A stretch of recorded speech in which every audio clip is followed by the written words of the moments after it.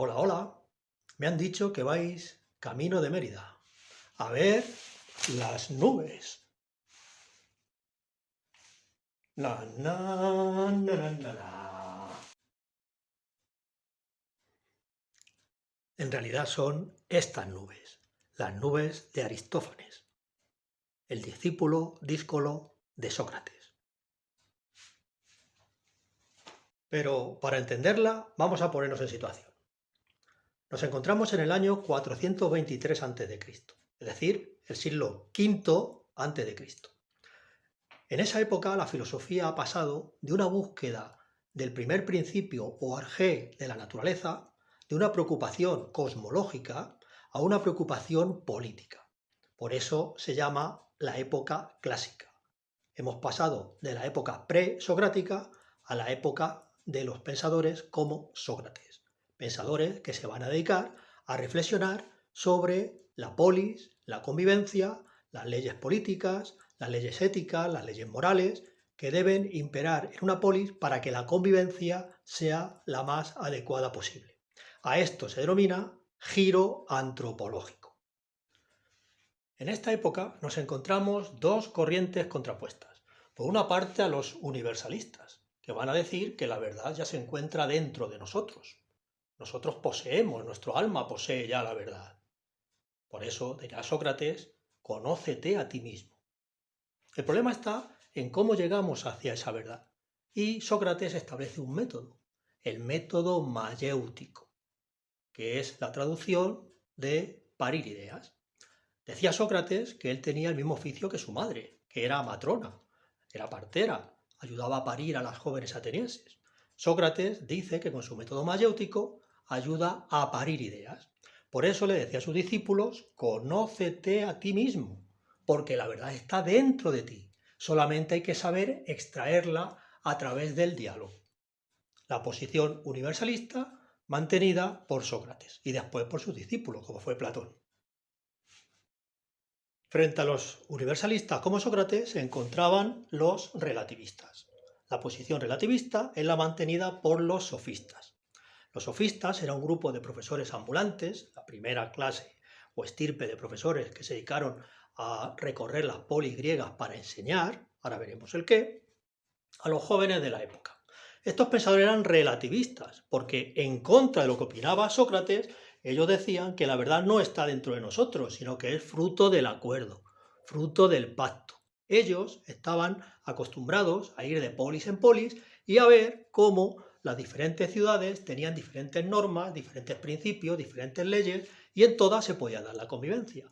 Por tanto, su frase más famosa es el hombre es la medida de todas las cosas, que dijo uno de sus representantes como fue Protágoras. ¿Qué quiere eso decir? Que dependiendo de la polis en la que estemos, así podremos adoptar como verdadera una u otra situación, una u otra norma. Los sofistas, a diferencia de Sócrates, sí que cobraban por sus conocimientos y solamente los alumbraba a sus discípulos, a aquellos que los podían pagar. Era una manera que Sócrates decía de prostituir el saber. Para Sócrates, que no cobraba, era una posición contraria al conocimiento, porque el conocimiento pensaba que se debe dar para el que no lo tiene, no se debe vender, no se debe traficar, no nos debemos prostituir con el conocimiento. ¿Y qué enseñaban los sofistas a los jóvenes que se acercaban a ellos? Para los sofistas la virtud era el embaucar, la capacidad de embaucar, la capacidad de convencer. Por eso ellos no van a utilizar la mayéutica como método de diálogo, porque no van a extraer ideas que ya están en nosotros, sino al revés. Van a intentar que el joven al que ellos educan sean capaces de convencer, de embaucar al resto de la asamblea, al resto de los participantes, para que sus ideas estén por encima de ellos. La virtud de los sofistas, por tanto, no es encontrar una verdad universal, sino la de imponer tu verdad por encima de la de los demás. Digamos que los sofistas se parecen mucho más a lo que ahora llamamos un político que a lo que siempre se ha denominado un filósofo. Además, durante muchos siglos, prácticamente hasta principios del siglo XX, llamarte sofista no era ningún halago. Si alguien le decía a otra persona, le calificaba de sofista, le estaba calificando de embustero, de alguien que quería engañar, de alguien que quería burlarse, de alguien que quería imponer su norma, su ley, de un charlatán, que intentaba siempre convencer. Solamente ha sido a partir del siglo XX donde una revisión de estos textos y de estas interpretaciones les ha limpiado un poco más la cara y ahora se les admite como los precursores de eso que luego hemos llamado el contrato social. La sociedad surge fruto del acuerdo, del contrato, del pacto. Entonces, a partir del siglo XX se ha vivido una revisión de los sofistas y ahora son admitidos de otra manera. Pero hasta el siglo XX los sofistas estaban mal considerados, entre otras cosas porque Platón les acusa de pervertir el conocimiento, como decía Sócrates, y ellos se enfrentaban a Sócrates, que era reconocido como el gran maestro de la antigüedad. Aristófanes, a pesar de ser un discípulo de Sócrates, no fue un buen discípulo de Sócrates, o al menos no le caían bien Sócrates.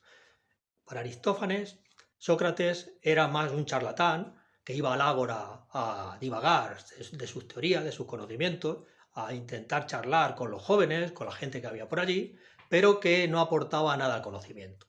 Por eso él lo trata como si fuese también un sofista. Vamos a ver en esta obra de las nubes cómo Sócrates aparece representado o como representante de los sofistas, cuando en realidad acabamos de ver que estaban enfrentados. Es la interpretación que hace Aristófanes porque no le caía nada bien Sócrates. Vamos, es una idea que no solamente tenía Aristóteles. La mujer de Sócrates, cada 2 por 3 le acusaba: chiquillo, ¿de qué vamos a comer si no para más que hablar por ahí en el ágora y no cobras un chuse? Criatura.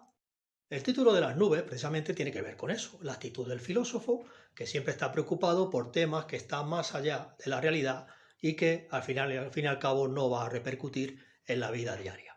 Es un poco como aquello de estar en Babia. Acordaos cuando los reyes católicos se iban de veraneo a Babia y no atendían ningún mensaje, ningún requerimiento, porque los reyes estaban en Babia. Pues estar en Babia, estar en las nubes, es lo que aquí quiere representar en esta comedia Aristófanes. La trama de esta comedia es muy sencilla. Es un agricultor que se casa con una portentosa, pero que su hijo se va gastando el dinero en el juego. Entonces, lo que hace este padre ha escuchado hablar que Sócrates, acordado de ese enfrentamiento con los sofistas, pero que aquí Aristófanes no discrimina, de una corriente filosófica que es capaz de convertir el mejor argumento en el peor, o viceversa, de convencer a la gente, al auditorio, de lo que es verdad o de lo que es mentira. Entonces él quiere que Sócrates le enseñe esa argumentación para poder él engañar a los acreedores y de esa manera no tener que devolver el dinero.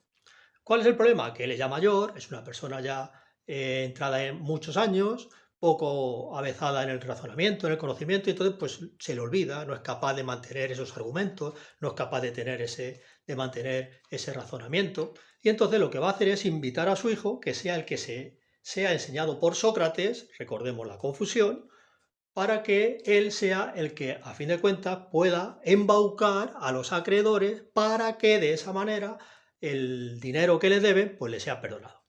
¿Cuál es el problema? Que el niño empieza a darse cuenta que tiene la sartén por el mango. Y esto nos suena mucho a nuestra sociedad actual, donde el niño se convierte en el rey de la casa, en el emperador de la casa, en el principito. ¿Por qué? Porque va a ser capaz de manejar el argumento para reprochar a sus padres todo aquello que él quiera hacer, vendiéndoselo como lo verdadero, como lo auténtico, como lo que debe ser. Incluso, aquí ya se le va de las manos a Aristófanes, sobre todo desde nuestra perspectiva actual, él es capaz de pegar a sus padres y hacerles razonar que ellos se merecen ese castigo, porque su hijo es el que le debe castigar y el que le debe darle esa reprimenda o esa actitud de reprimenda como algo merecido.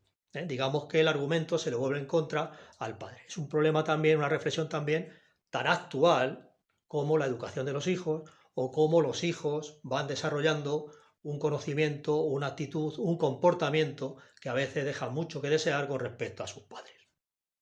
Como anécdota, te voy a contar una cosa. Dicen, no sé, podría haber sido, que sabe nadie, que Sócrates estuvo en la presentación, en una de las representaciones de esta obra, y que, bueno, a él no le hacía ni pizca de gracia la comedia, era muy crítico con la comedia, pero que cuando salía el personaje de Sócrates a la palestra, él se levantaba y hacía gestos con respecto al actor que llevaba la máscara para que el público se diese cuenta que él no era el que estaba siendo representado allí. Se levantaba para, digamos, discutir de una manera no en un debate, ni no de manera crítica, ni no exacerbada, simplemente con la situación, mantener una actitud crítica con respecto al personaje que le estaba siendo representado ahí en el escenario. Y hasta aquí, querido amigo, esta pequeña aproximación a lo que es el texto de las nubes de Aristófanes, que en breve veremos representado. Lo que pasa es que lo que vamos a ver representado no es este texto tal cual, pulcro, sino que es una adecuación, adaptación a nuestros tiempos. Con lo cual, la tarea que yo te pongo es que seas capaz de ir descubriendo a lo largo de la representación que vamos a ver estas ideas que yo aquí os he ido hilando para poderlo comprender. Mi tarea es que cuando terminemos la función seamos capaces de poner esto en común y encontrar a ver hasta dónde llega el argumento original y hasta dónde llega la interpretación muy abierta que van a hacer este grupo de teatro, pero sin embargo seguro que muy acertada y muy actual. Y mientras tanto, pues ya sabéis, la la la la la la la la la la la la.